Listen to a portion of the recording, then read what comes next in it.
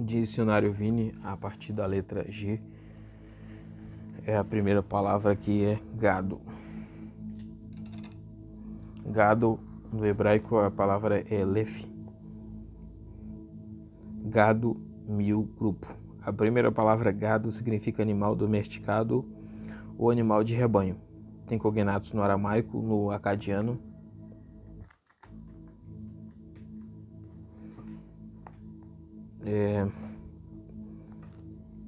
Tem cognatos no aramaico, no acadiano, no garítico e no fenício. Aparece só 8 vezes na Bíblia, primeiro em Deuteronômio 7:13, e amar-te-á e abençoar-te-á e te fará multiplicar e abençoará o fruto do teu ventre e o fruto da tua terra e o teu cereal e o teu mosto e o teu azeite e a criação das tuas vacas. Eleph e o rebanho do teu gado miúdo. Este substantivo está provavelmente relacionado com o verbo alap, domesticar, ensinar, instruir. Este verbo ocorre 4 vezes só em Jó e Provérbios. O substantivo relacionado a lup significa em geral, familiar, confiante. Também só ocorre na poesia bíblica, no Salmo 144:14. A lup significa animal domesticado dócil, para que os nossos bois sejam fortes para o trabalho, para que não haja nem assaltos, nem saídas, nem clamores em nossas ruas. A segunda palavra mil ocorre aproximadamente 490 vezes e em todos os períodos do hebraico bíblico. Aparece pela primeira vez em Gênesis 20:16, vez que tenho dado ao teu irmão 1000 moedas de prata. A terceira palavra, grupo, aparece pela primeira vez em Números 1:16. Estes foram os chamados da congregação, os príncipes das tribos de seus pais, os cabeças dos milhares de versões de Israel. Parece estar relacionado com a palavra elup, líder de grupo grande, que é aplicada quase exclusivamente aos líderes tribais não israelitas, exceções Zacarias 9:7. O termo alup ocorre primeiramente em Gênesis 36:16. Estes são os príncipes chefes dos filhos de Esaú. Gado. Gado bacar, em hebraico bacar. Gado rebanho.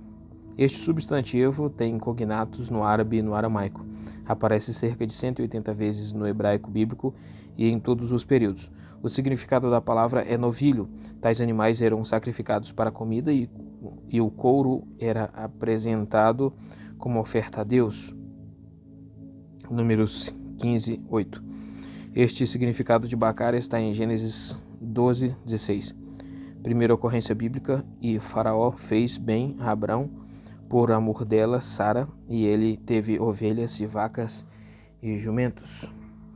Estes eram animais que pastavam, 1 Crônicas 27:22, e eram comidos, 1 Reis 4:23.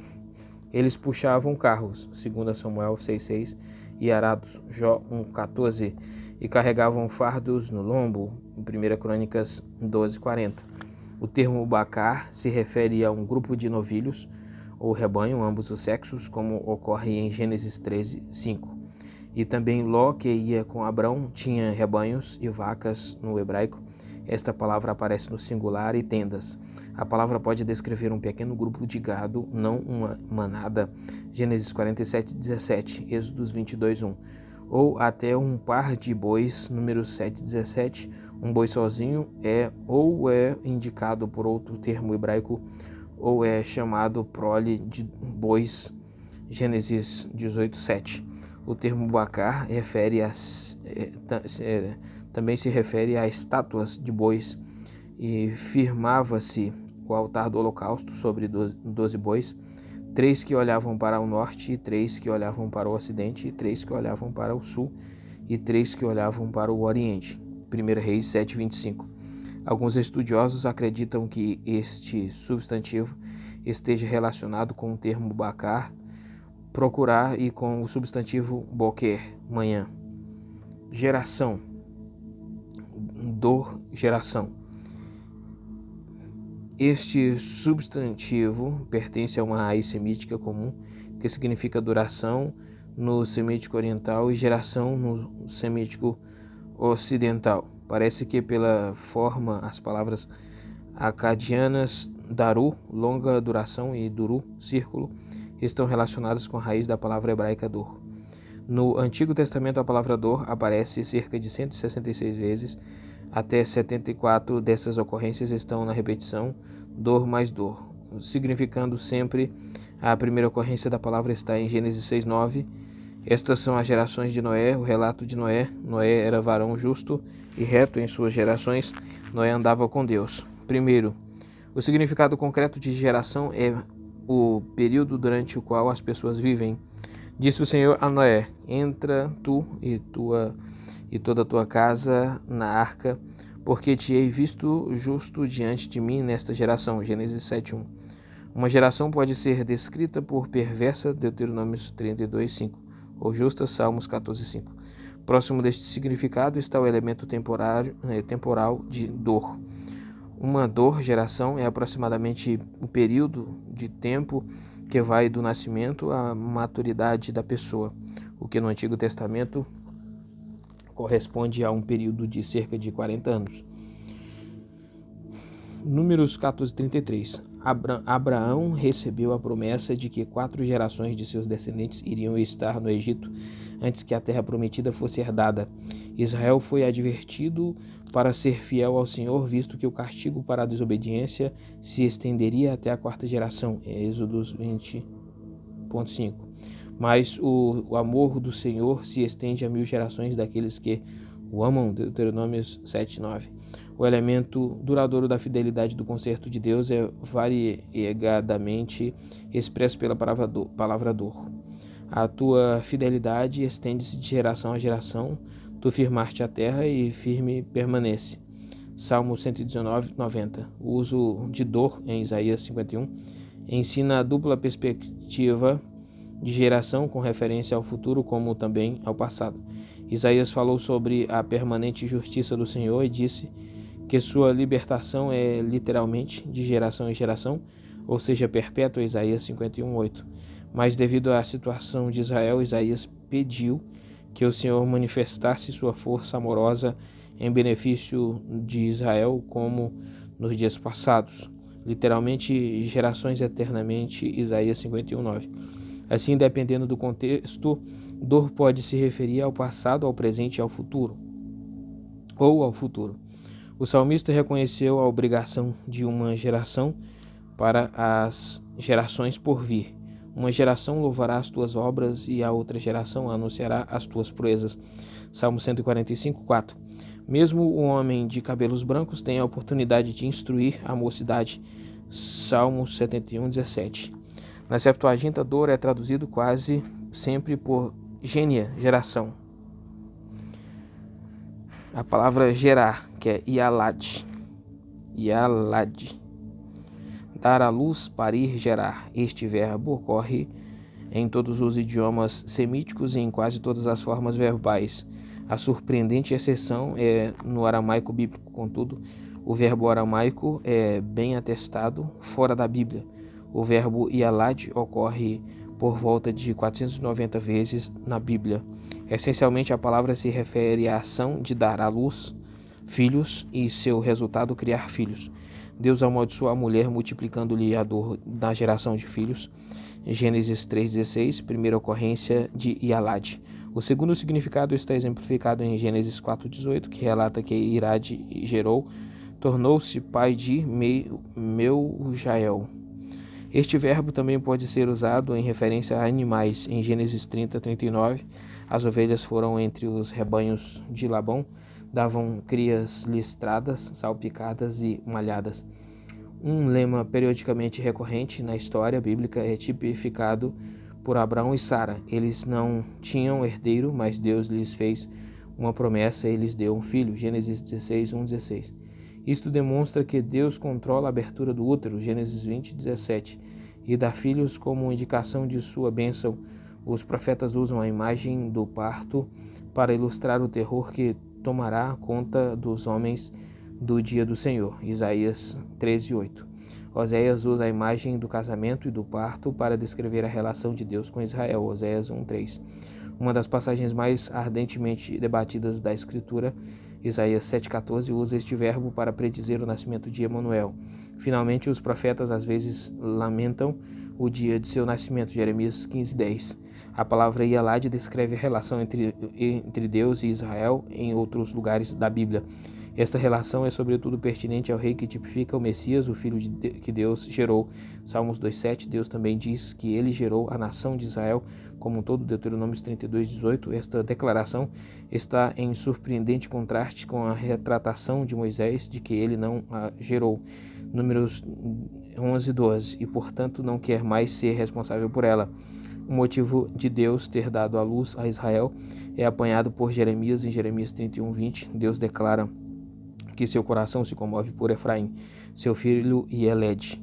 Ezequiel desenvolve este motivo na forma de uma alegoria, dando os nomes Oolá e Oolibá a Samaria e a Jerusalém, respectivamente àqueles a quem ele gerou. Ezequiel 23, 4, 37. A Septuaginta traduz Ialad por palavras que conotam dar à luz, tinknein, e gerar, genal. B. Substantivo, Ieled, menino, criança. O substantivo Ieled difere de bem, filho, que especifica mais exatamente a relação parental. Por exemplo, a criança que Noemi afagou no colo era um menino, Ruth 4,16. A palavra Ieled aparece 89 vezes na Bíblia e é traduzida por várias palavras gregas diferentes. Outros substantivos construídos no verbo Ialad incluem Ialdá, menina 3 vezes, Ialid, filho ou escravo 3 vezes, Ilod, recém-nascido 5 vezes, Valad, criança 1 vez, Ledá, geração ou nascimento 4 vezes, Moledet, descendência, parentesco, linhagem 22 vezes, e Toledot, descendentes contemporâneos, estirpe, genealogia, registro da família 39 vezes. Glória. Tip eret, glória, beleza, ornamento, distinção, orgulho. Esta palavra aparece em torno de 51 vezes em todos os períodos do hebraico bíblico. A palavra descreve beleza no sentido de realçar a aparência característica da pessoa. E farás vestes santas a Arão, teu irmão, para a glória, e ornamento, beleza. Êxodos 28:2. Primeira ocorrência em Isaías 4:2. A palavra identifica que o fruto da terra é a beleza ou o adorno dos sobreviventes de Israel. O termo tip-eret ou tip-ará significa glória em várias ocasiões. A palavra é usada para aludir à dignidade da pessoa. Uma coroa de glória é uma coroa que, por sua riqueza, indica dignidade elevada. A sabedoria vai presentear você com um diadema de graça e uma coroa de glória. Provérbios 4:9. Coroa de honra são as cãs. Provérbios 16:31. Uma recompensa pela vida íntegra em Isaías 62:3. A expressão coroa de glória é comparada com o diadema real. Esta palavra também modifica a grandeza de um rei. Ester 1:4. E a grandeza dos habitantes de Jerusalém. Zacarias 12:7. Em cada uma dessas ocorrências, esta palavra enfatiza a dignidade das pessoas ou as coisas assim modificadas. A palavra é usada para aludir ao renome da pessoa, para assim te exaltar sobre todas as nações que fez, para louvor e para fama e para glória e distinção, Deuteronômio 26:19. Em outra acepção relacionada, tip-eret ou tip-ará é usado para se referir a Deus, para enfatizar sua dignidade, renome, beleza inerente. Tu és, Senhor, a magnificência e o poder e a honra e a vitória e a majestade. 1 Crônicas 29:11. Esta palavra representa a honra de uma nação no sentido de sua posição diante de Deus. Derribou do céu à terra a glória, honra e orgulho de Israel. Lamentações 2:1. Esta acepção está sobretudo clara em passagens como Juízes 4:9. Certamente irei contigo, porém não será a tua honra. Ou seja, a distinção pelo caminho que levas, pois a mão de uma mulher o Senhor venderá a Cícera. Em Isaías 10:12, tip-eret ou tip-ará descreve a subida de alguém à elevada dignidade aos seus próprios olhos. Visitarei o fruto do arrogante coração do rei da Síria e a pompa da altivez dos seus olhos. B. Verbo pa'ar, glorificar. Este verbo aparece 13 vezes no hebraico bíblico. A ocorrência deste verbo está em Isaías 60.9 e no Santo de Israel, porquanto te glorificou. Guardar. Letra A, verbo. Em hebraico essa palavra é natzah. Guardar, vigiar, superintender, inspecionar, encarregar. A palavra aparece como promover, no sentido de superintender ou conduzir, em 1 Crônicas 23:4, 2 Crônicas 34:12, Esdras 3:8 e Esdras 3:9. Então se levantou Jesua, seus filhos e seus irmãos, Cadmiel e seus filhos, os filhos de Judá, como um só homem, para vigiarem os que faziam a obra na casa de Deus. A palavra aparece como inspecionar em 2 Crônicas 2:2. E contou Salomão 70.000 homens de carga e 3.600 inspetores sobre eles. B. Particípio. Palavra hebraica natzea. Inspetor-diretor.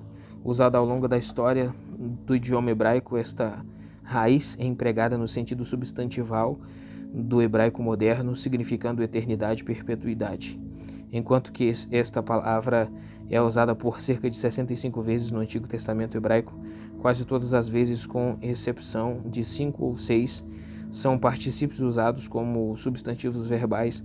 A forma participial tem o significado de inspetor-diretor, refletindo a ideia de que alguém preeminente ao distinto é inspetor. Assim, natzea é encontrado no livro de Salmos num total de 55 vezes nos títulos de vários salmos. Salmo 5, 6, 9 et al., com o significado de ao cantor mor.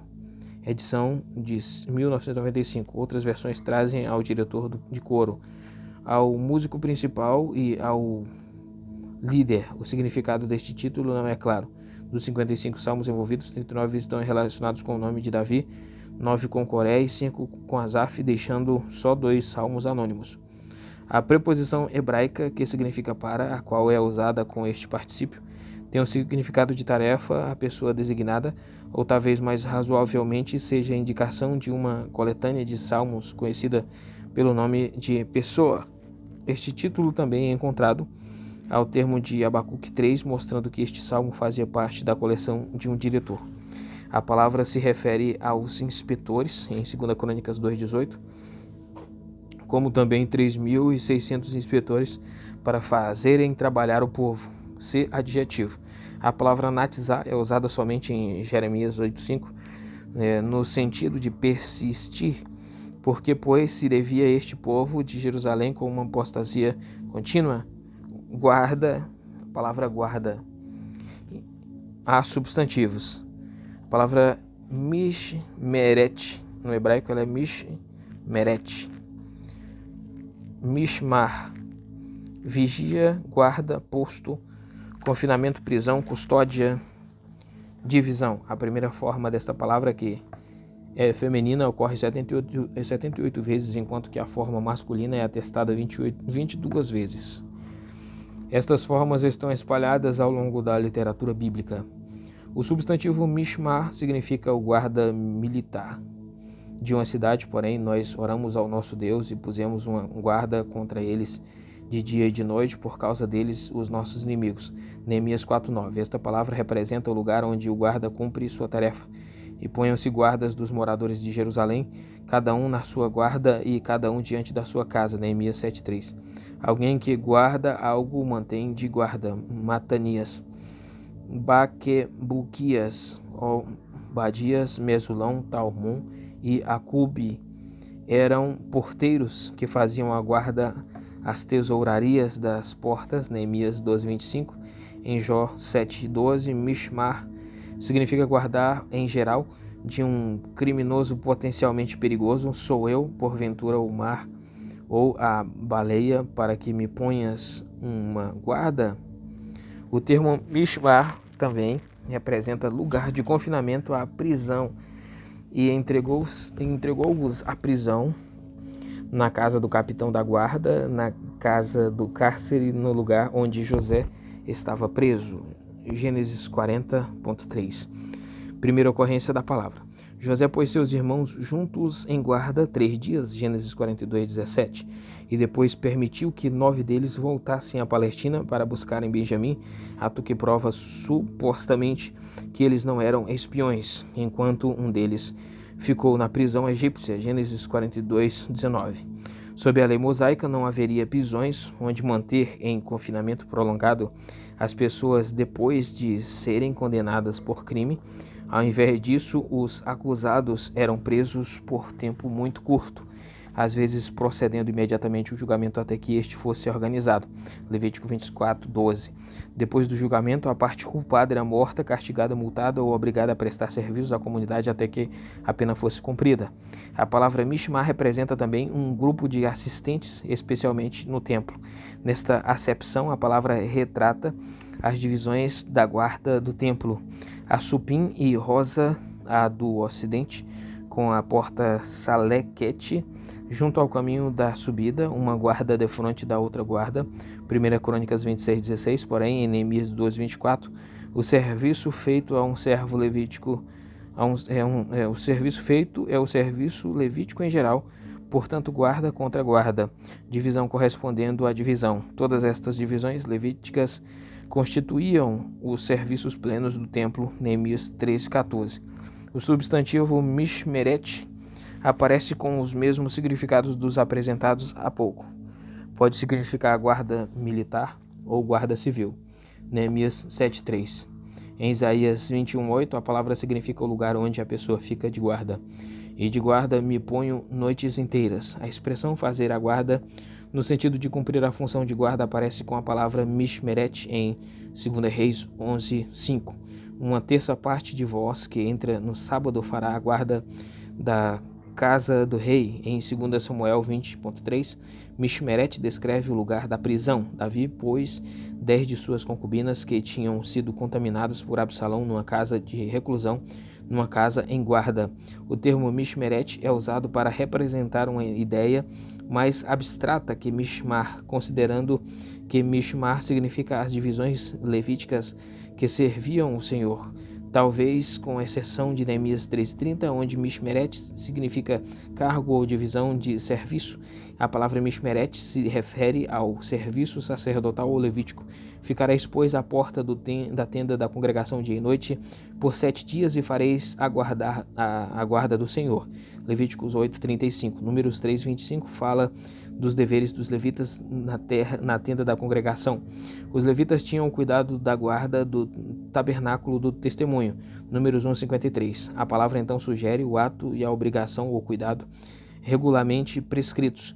A última ideia só aparece em Números 8:26, onde Deus permite que os levitas com mais de 50 anos sirvam em circunstâncias extraordinárias para terem o cuidado, a obrigação da guarda.